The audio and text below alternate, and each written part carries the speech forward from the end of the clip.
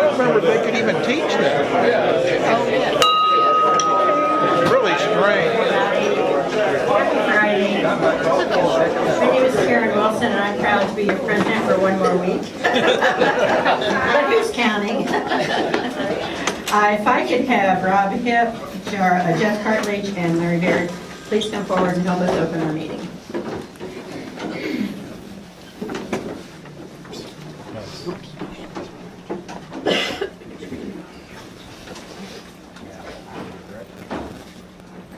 We're in the close confines of the fellowship hall, so let's all fellowship today, guys.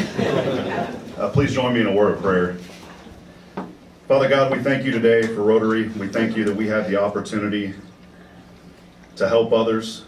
Rotary is about service, and we thank you that we have this opportunity to be here today. Continue to bless us, bless this organization, and take care of us as we continue to honor you. Thank you for this food, and please bless the hands that prepared it. In Jesus' name we pray. Amen. Amen. Say the pledge. Say the flag. Pledge allegiance to the flag of the United States of America and to the republic for which it stands, one nation under God, indivisible, with liberty and justice for all. Now for milestones. Remember birthdays, Randy Mongo, June the 21st. He's where? He's in Italy. Italy, wow. Howard Burt, June 24th. Spouse birthdays, Brad Curley's wife, Betsy Lambeth, June the 25th. Anniversaries, Larry and Tina Bingham, 44 years, June the 21st. David and Jenny Musrang, 18 years, June the 21st. Wilson and Lynn Morris, 35 years, June the 22nd.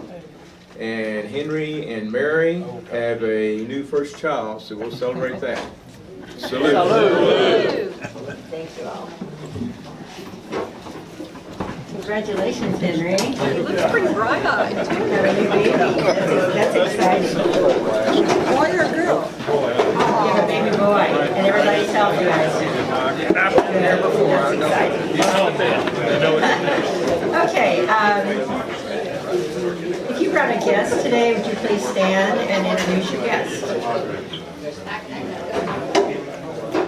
I don't know if we have a walking microphone or not. Do we, Hector? We do not. We do not. Okay, use your outdoor voices. So you stand.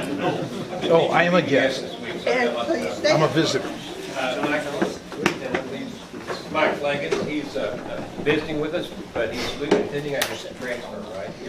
You're Rotary now. Yes. Okay. Appreciate you being here. Thank you.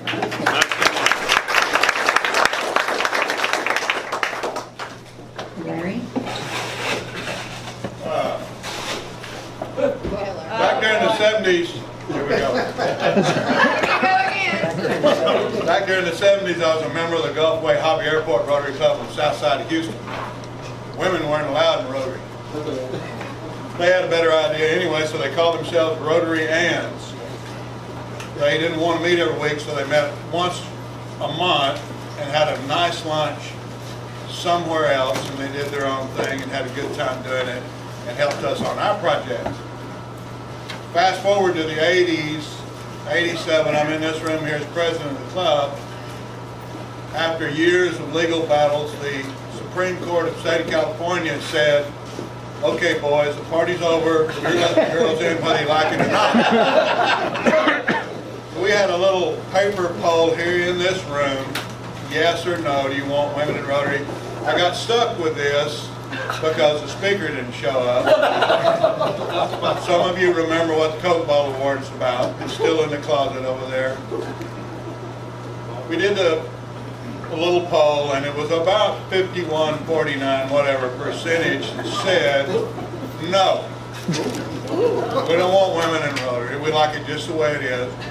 We had one guy stand up and make the announcement that he didn't think his wife would like him here having lunch with a bunch of women every Friday. I was smart enough not to go there at the time. So when you pat me on the back for the times you see me cooking, barbecuing, doing whatever we do, I need you to know that this beautiful young lady here is probably the one peeling the onions you've never known about. So, my lovely wife, Tina.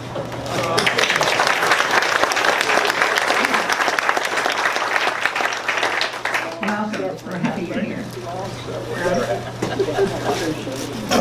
My history is not as long and as extensive as Larry's is, but in 2000, we were moving to Georgetown, Texas from Marshall, and a gentleman in Marshall who was a banker, Jim Taylor, made a call to the Rotary Club of Georgetown to let them know that I was coming to town. Tom Owens was president of the club at that time. Tom and Jim Gross, the late Jim Gross, who was our sergeant at arms for I don't know how long, took me to lunch over at the UT Club. And that began my Rotary journey. My guest today is my good friend, Tom Owens.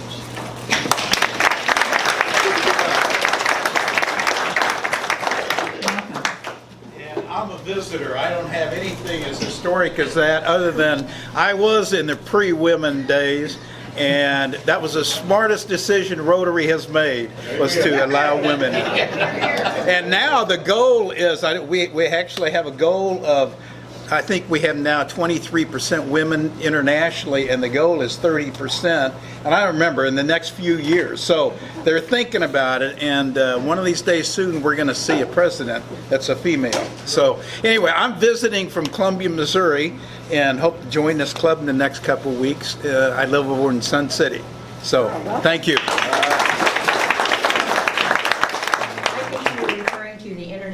President, is that what you were? Yes. Yes. Did I say? I meant it. Yeah. Okay. Visiting Rotarians. I'm visiting from the Sun City Club, you know, the other one. Anyway, to share with you, Women in Rotary, my club in California was the first club that admitted a woman. And we were excommunicated. And that was the club that the lawsuit was filed over, and I think a very positive change for Rotary.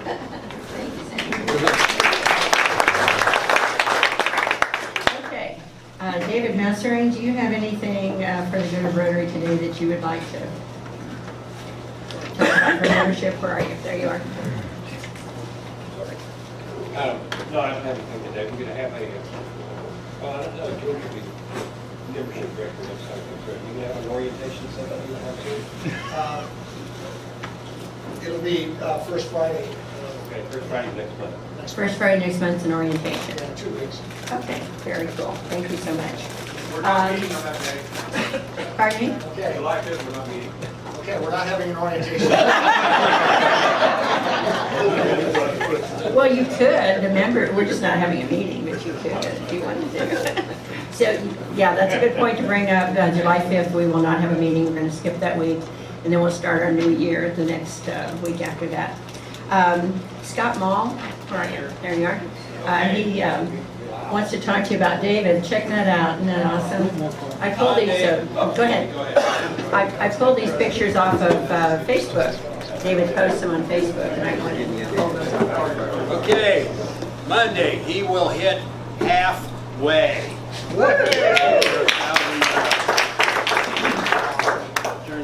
I'll have this out here on the table if you want to look.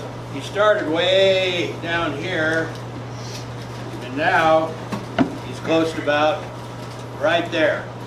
Just so he told me today that he should hit halfway on Monday.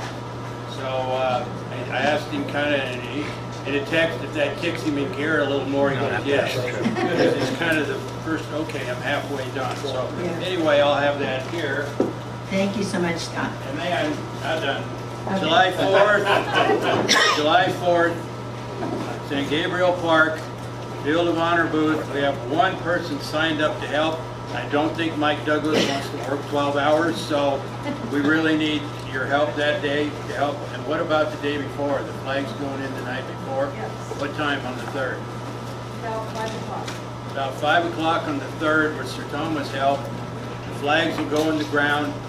If you can't pound rebar, like physically I can't, but the flags are light, so we'll need help that day and the day of the 4th there, and then afterwards the flags will have to come out. So anyway, I won't be here next Friday, but Jeannie will be here with this, so we're going to need your help, so that's it. So if you guys are willing to help with that, just see Scott and sign you up on his list. Yeah, I do it today. I do it today. Okay. Obviously, the morning's a little cooler than the afternoon will be. All right, thank you. Thank you. Okay, at this time, Georgianne, would you like to introduce our speaker? I will, and I'm going to make one quick suggestion that before we conclude today, Karen, would it be all right if I videotaped our entire club, maybe clapping, and we can send David a little video clip to congratulate him on his halfway mark? Sure. Does that sound good? Yeah. Okay, that'd be great. That'd be great. Okay.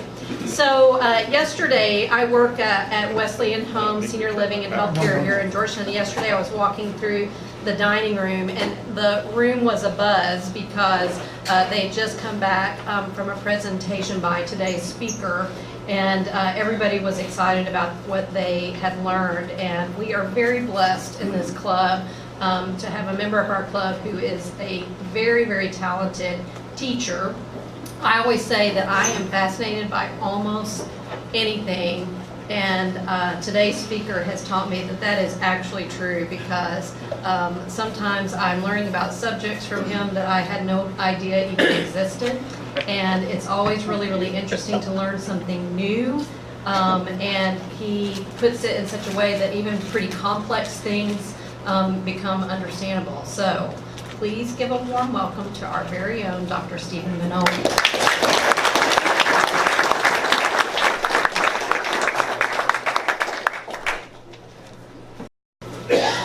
Well, I appreciate, Georgianne, that you didn't say anything about what I was going to talk about, because I thought that maybe today I could live up to your expectations and talk about something that nobody had heard about. It does start with C's, and we have talked about cocaine and cannibals, which people do know about. So I hope that you'll find this talk interesting. I think for an organization, and tell me, is this a little better? Yes. Yeah. Somebody signal if you can't hear me.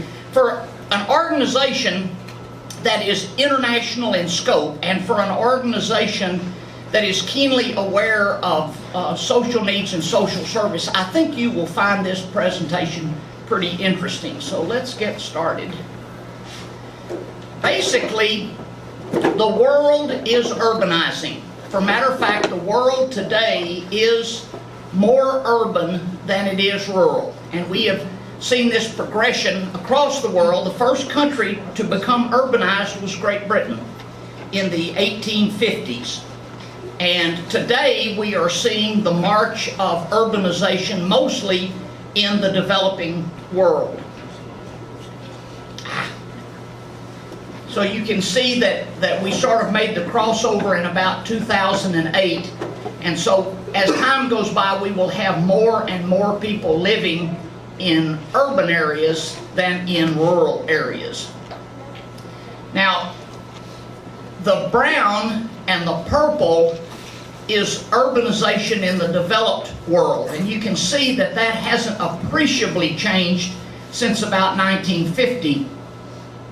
You can see that the urban population in the less developed world, which is the green, is where the action is.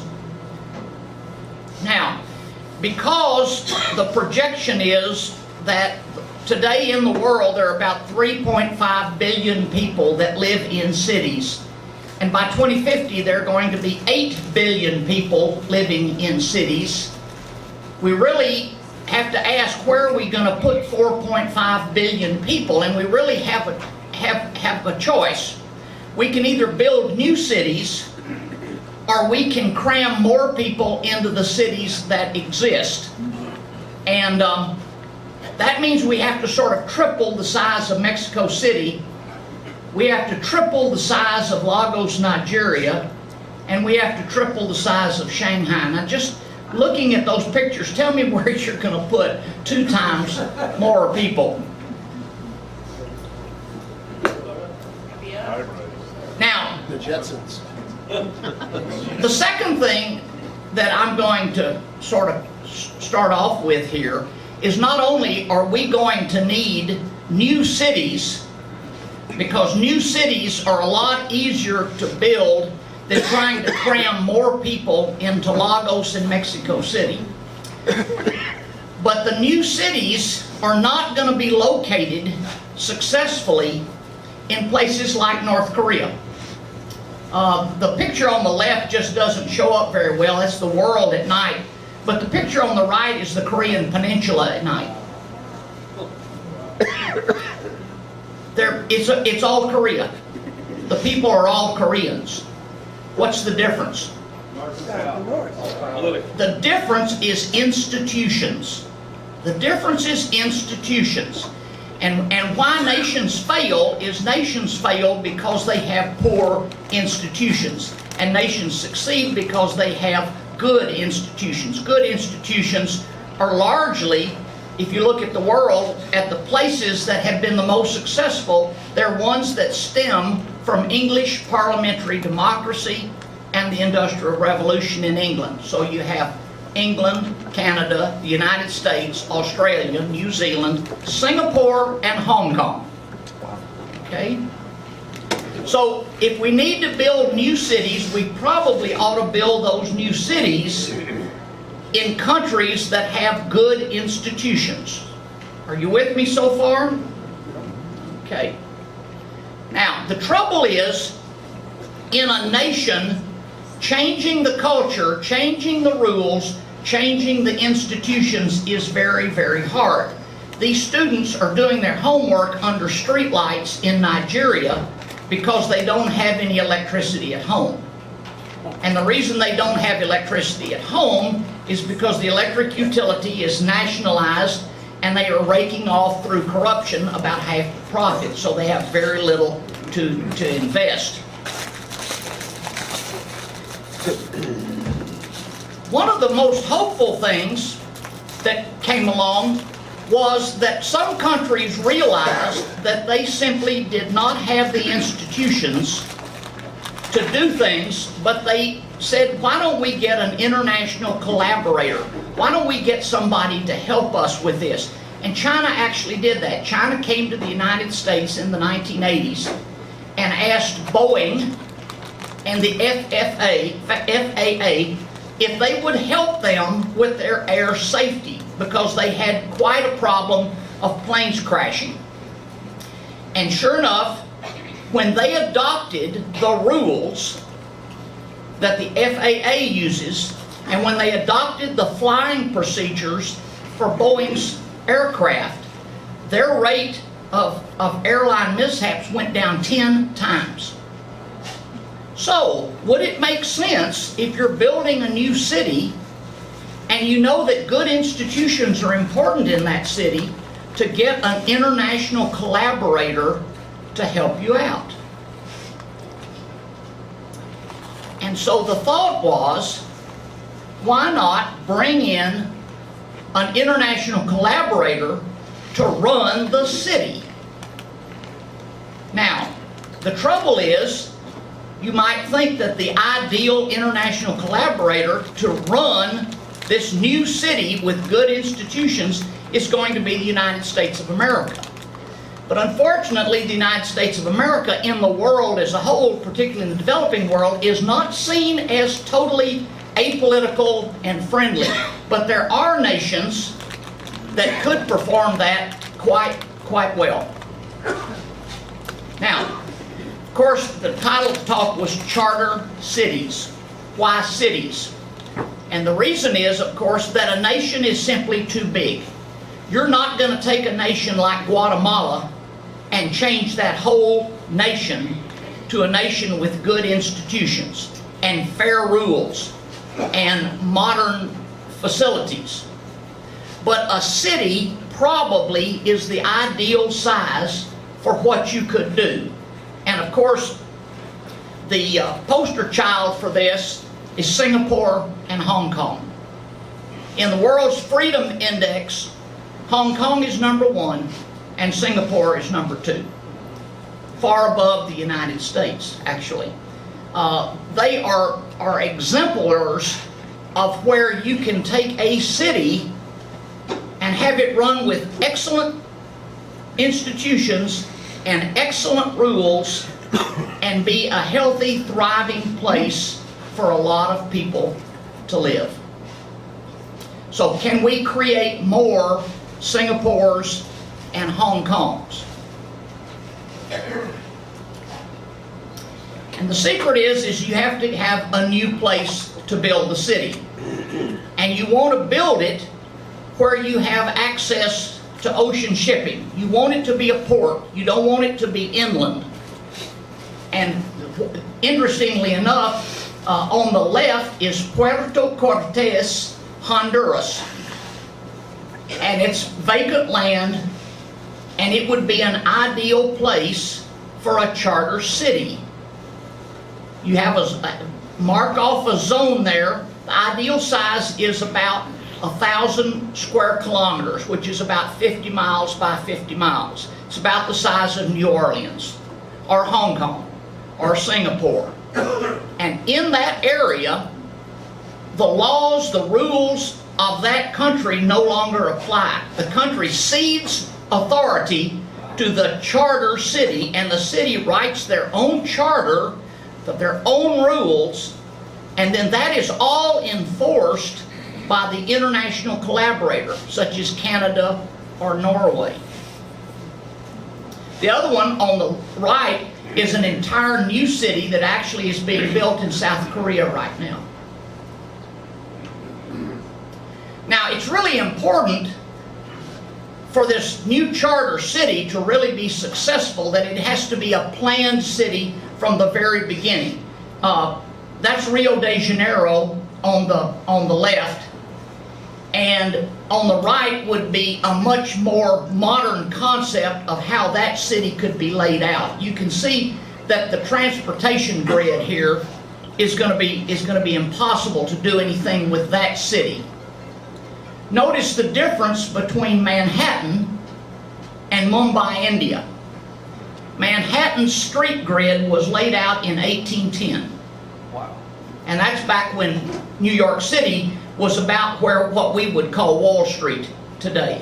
But that whole street grid clear out to the Bronx and the Upper West Side, that was all laid out in 1810.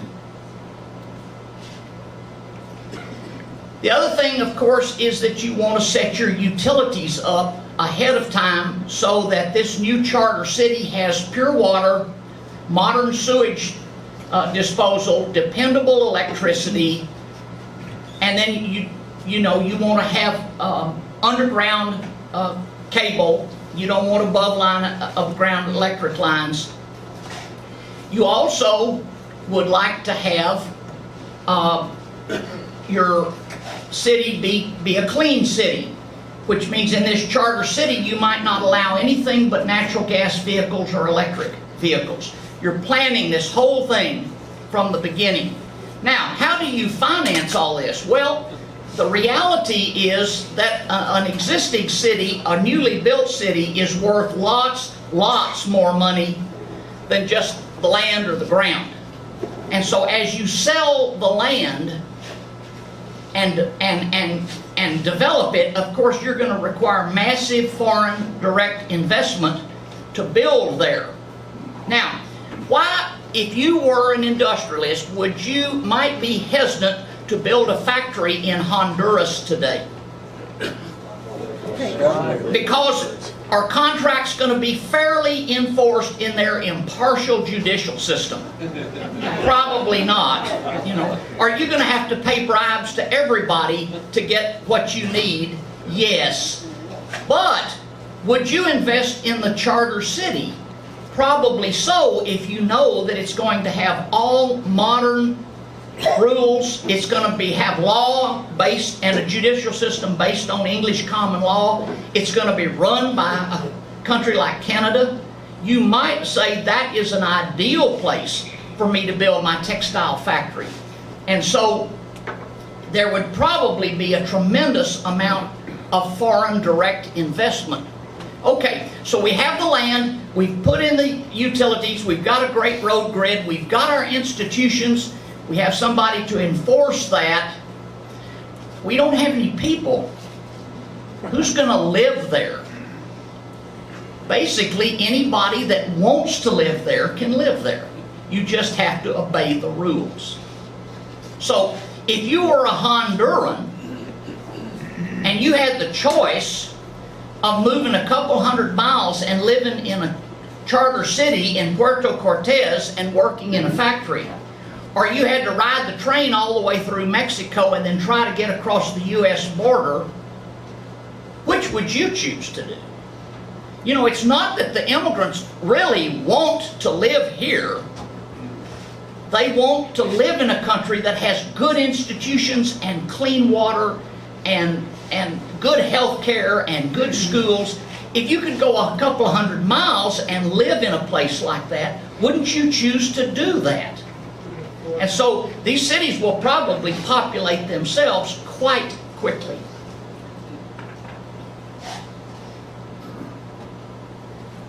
Now, what about public services? What about schools and health care and other public service things? These would be easily paid for out of the immense profits that would come just from selling the land and the development space in the city, and it would be set aside to endow exactly those things. And then, of course, taxes would be levied, just like any place else, to support those as well. I think I've already mentioned infrastructure. Now, Shenzhen, China is not an example of a real charter city because it is in mainland China. And so it does not have the institutions that we would want in a charter city. But it does sort of show what can be done. About 40 years ago, Shenzhen, which is on the coast, very close to Hong Kong, had about 300,000 people. Today it has 10 million people. China has moved 650 million people from rural farming areas in China to these new cities on the coast in a period of about 40 years. So if you do the math, you can see that that's the equivalent of building an entire new New York City every year for the last 40 years. Now they've done it by building these new cities as well as, of course, cramming more people into the old cities.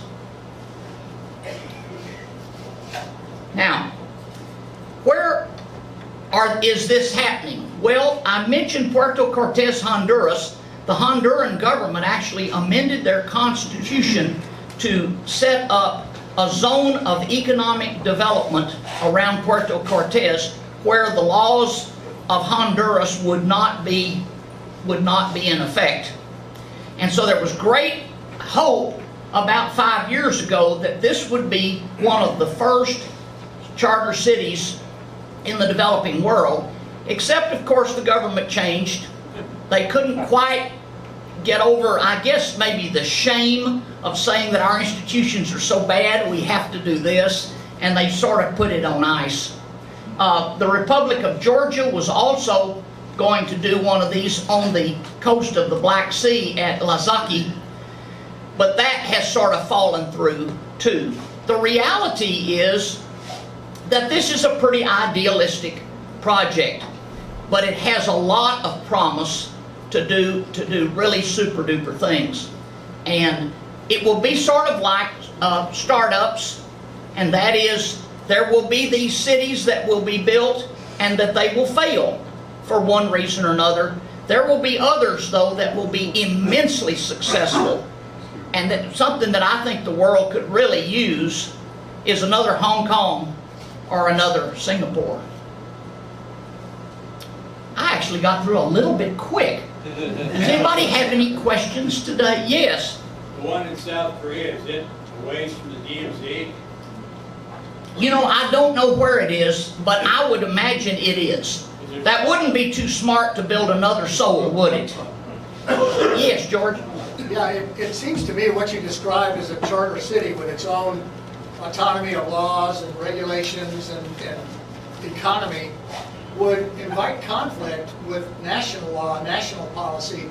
How would you reconcile that? Or what, I mean, isn't that kind of weird to have an area with its own way of doing things and the country's not invited? Well, look at Hong Kong.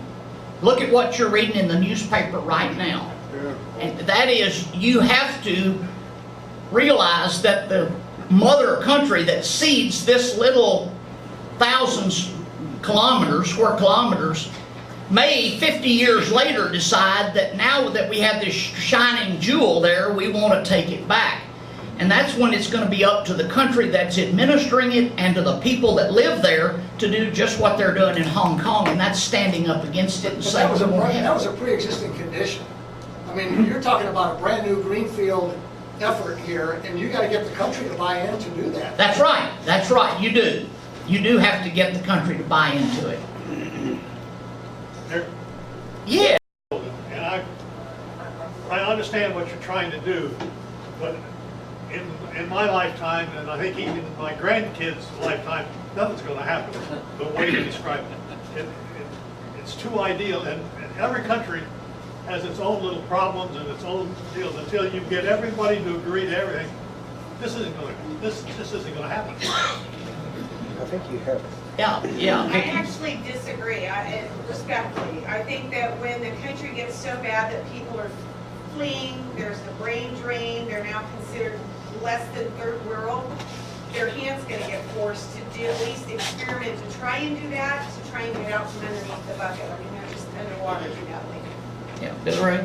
I think I'd like you to comment about the similarity between these charter cities, as you've explained them, to the old city-states that existed during the medieval period and during the Renaissance. City-states like Florence and others.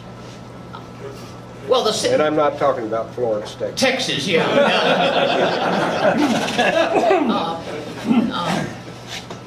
I think that's an excellent comparison, because we do know that when there were weak national governments, there were strong city-states that were very much like these charter cities.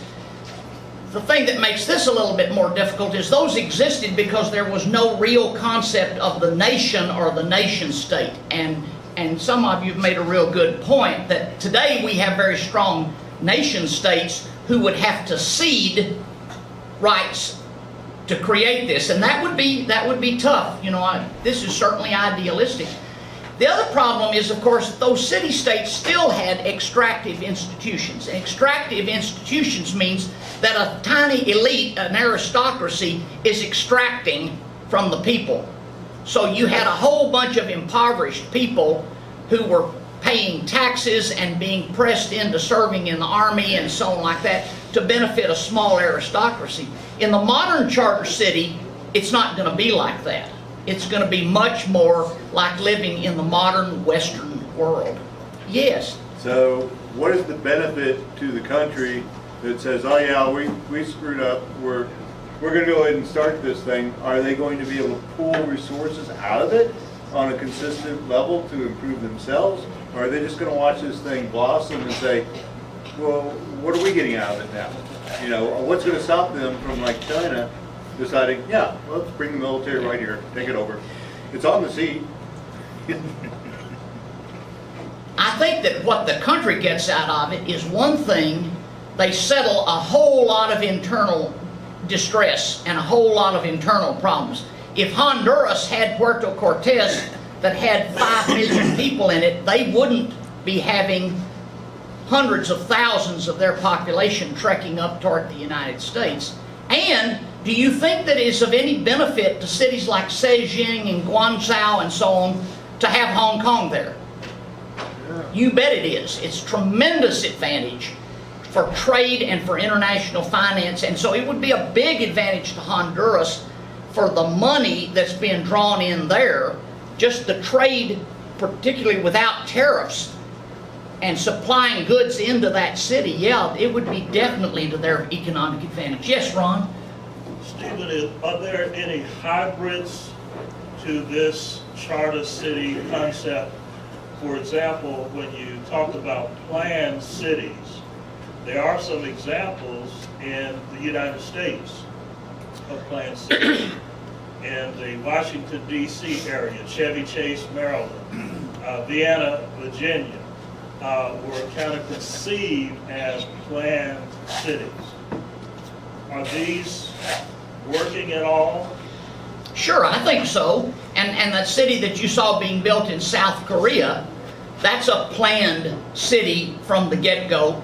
But the difference is that Chevy Chase, Maryland is being built in a country that already has inclusive rather than extractive rules and laws, and South Korea does too. And it wouldn't surprise me a bit to see this concept arise in a place like Dubai, or see this arise in a country that has something somewhat similar to the British system, which would be India. India would be a magnificent place to have this arise.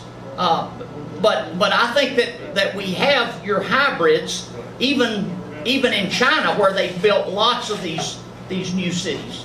I wonder, in terms of the migration from rural to urban settings, if we're not even seeing that here closer to home. We moved to Georgetown in 2000. The sign said 27,000 people. And now we're talking about 100,000. What will this community be like in 40 years?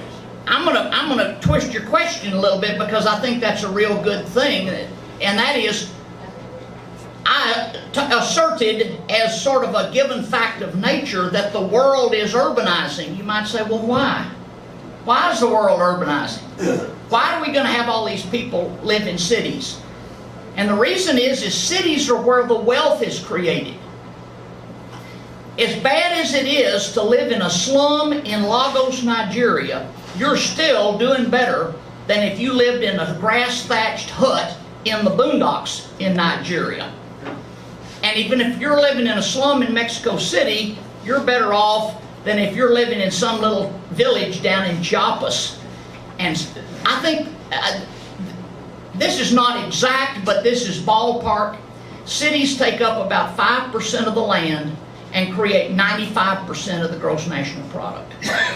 That's why cities are the place to do this, because urbanization is where wealth is made, and that's why people are moving to Georgetown and moving to Houston and moving to U-Pickett. And it's trialed for that. Wilson. Stephen, who takes the lead in organizing this? Is this a business coalition? Is it a government? Somebody's got to say, we're going to do this. I think ideally,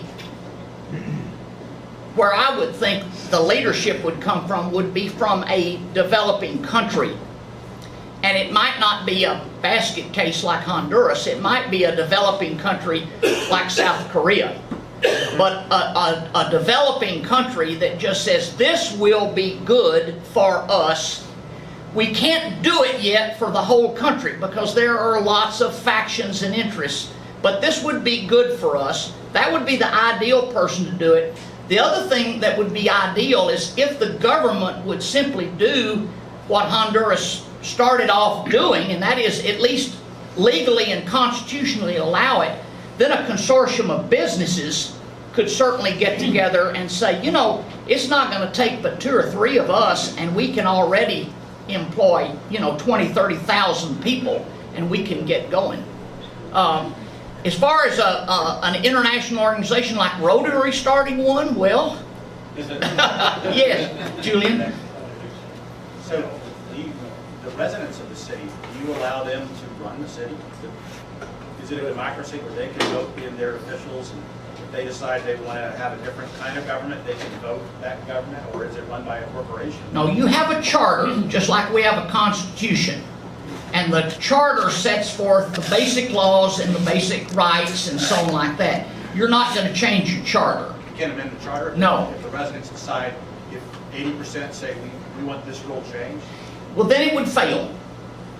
Then it will fail, because if you go back to the typical extractive institution, third world thing, then it will fail, and some of them will fail if you allow that. But the only way that it will succeed is you have to stick to the charter, and that has to be enforced by the collaborator who's doing it.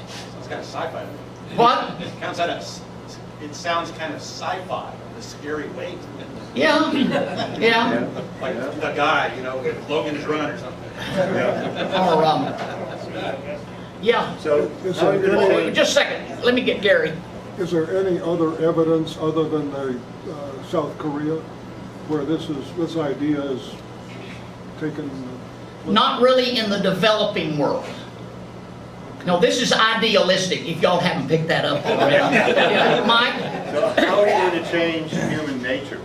I mean, you've got all this money and stuff going. Someone's going to want to move in there and take advantage, whether it's gangs, mafia, something. How do they keep it, or do they brainwash everybody as they come in? How do we do it? How do the British do it? How do the Australians do it? How do the Canadians do it? You have rules and laws. But you'll still have that as well. And you've got to have an international collaborator that will enforce it. And they provide the police and they provide the army if necessary. Now, obviously, as time goes by, I mean, take Hong Kong for an example. Hong Kong was ceded to the British in 1849, and it was the British Empire and British Army and British that basically forced those rules on the people that were living there.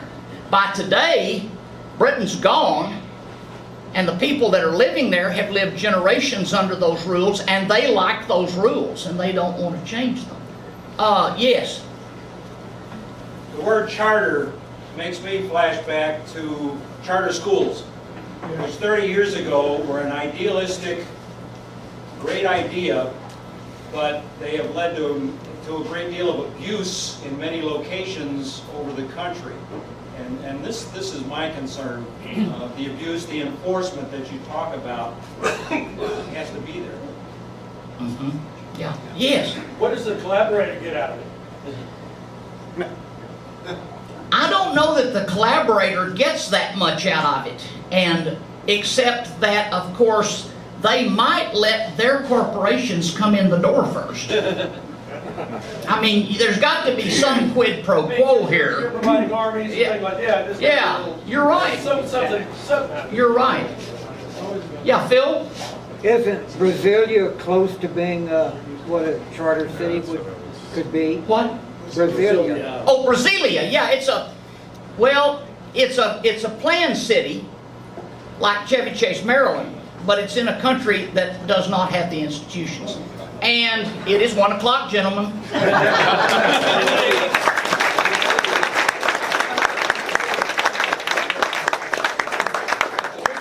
Amazing. We are so fortunate to have him in our club. Thank you so much, Dr. Benold. It's a practice of our club for our speakers to sign a book that then we donate to Pearl Elementary. So we'd love for you to do that. The Book of Mistakes.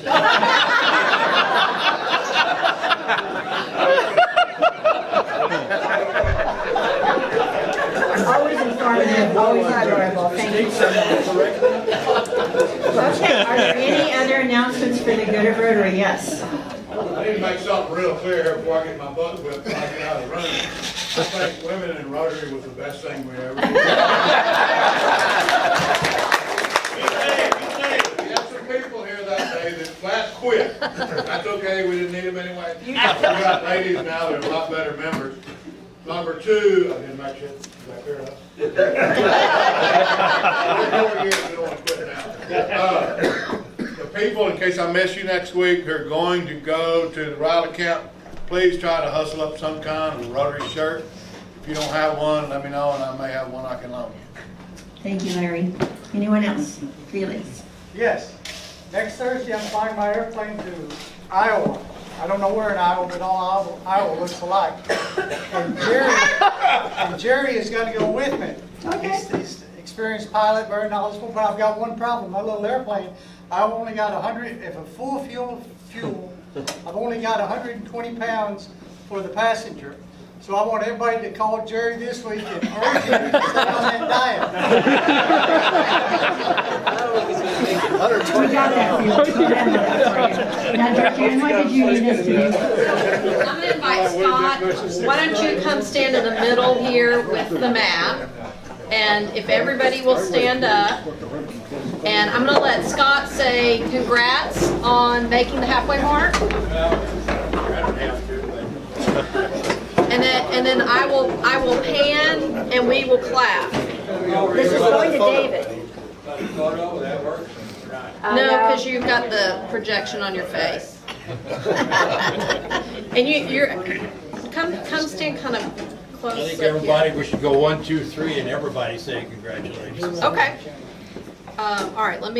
Everybody, and look. If everybody will turn and look at me, and then after we say congratulations, clap. Clap long enough that I can kind of pan. All right. Y'all got that? Yeah.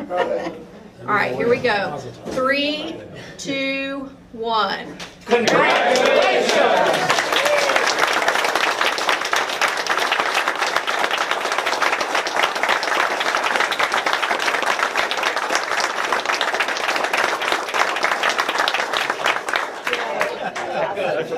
That is awesome. I think that's going to really make me happy.